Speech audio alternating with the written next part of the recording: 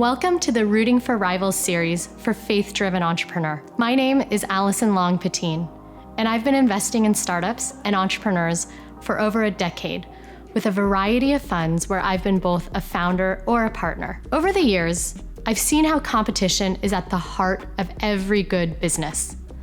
As entrepreneurs, we need to be aware of the others in our industry to see what makes us stick out. Such awareness drives us to innovation and to develop new solutions, to create competitive advantages. There are good and necessary elements of the competition, but there are dangers in it too. In this series, Peter Greer will challenge us to think well about competition and help us see how collaboration and generosity can increase our impact. Peter is an award-winning author of numerous books, including Entrepreneurship for Human Flourishing, The Board and CEO, Mission Drift, and The Gift of Disillusionment.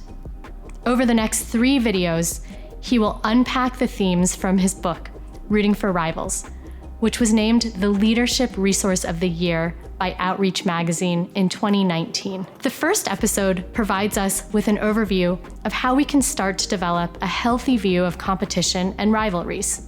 Let's check it out. I love a good rivalry. Whether it's March Madness or whether it is playoffs of any sport, I love a good rivalry. I love this idea of cheering for our team and knowing that there is the other team. I think it brings out the very best. But I've come to realize that there is also a shadow side of rivalry. And is it possible that sometimes we might be slipping into a spirit of rivalry that is undermining our shared mission? I came to realize this when I started working in the field of international economic development, and I started out working for an organization that was called World Relief. And while I was there, the question that I was asked more than any other was, "Hey, Peter, tell us how you're different from World Vision." I went to Hope International, where I currently serve, but still the question that I get almost more than any other is, tell us how your organization is different from, and then fill in the blank with other great organizations that are doing similar work. And if we're not careful, this slips into our churches as well. I had a friend send me an advertisement that he saw in a local newspaper, and it said this: "Is your church boring? Then come check out ours." This idea about elevating our mission by subtly or not so subtly talking negatively about another. Mark Twain says, "Comparison is the death of joy." He says, you want to have no joy in your work? Become obsessed with comparison. Become obsessed by taking that spirit of rivalry into the work that you do.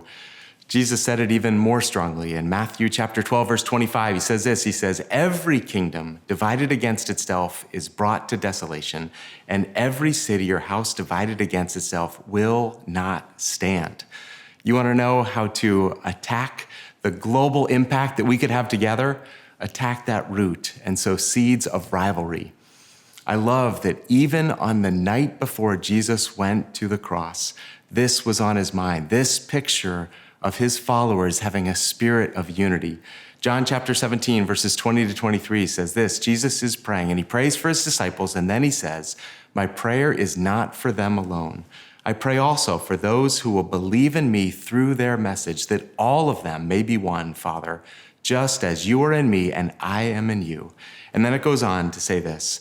It says, "May they be one as we are one, I and them and you and me, so that they may be brought to complete unity. Then the world will know that you have sent me and love them even as you have loved me." The way that we treat each other is mission critical. The way that we treat each other has everything to do with how the world sees Jesus. There is a lot at stake. So what does it look like? What does it look like for us to live into that picture of complete unity? What does it look like to replace our petty rivalries with a kingdom mission? Well, that's what we're going to explore next in the next segment. How do we have an attitude where we truly and actively root for our rivals? Did you know most major airlines have formed alliances with one another? You've probably taken advantage of these alliances at some point if you've had to take connecting flights for extensive travels. Maybe you've hopped off an American airline plane and rushed to board a British Airways flight that would take you to your final destination. These are natural competitors who've decided to work together for a common goal. This is what it looks like to root for our rivals. These airlines realize that making travel as convenient as possible is good for everyone, even if it means a consumer chooses a competitor at times. The alliances also allow perks for airlines, like marketing more destinations without having to fly there themselves.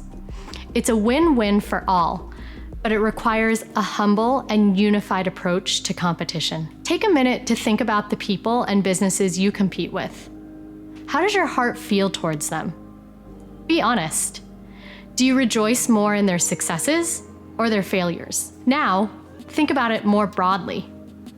What greater story might God be writing in your industry?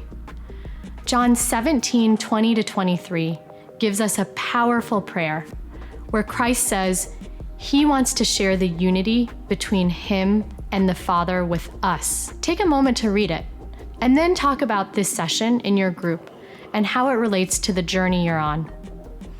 Open yourselves up to learning from one another. Be transparent and honest with each other. What you get out of this time together will only be as enriching and life-giving as what you put into it. See you next time.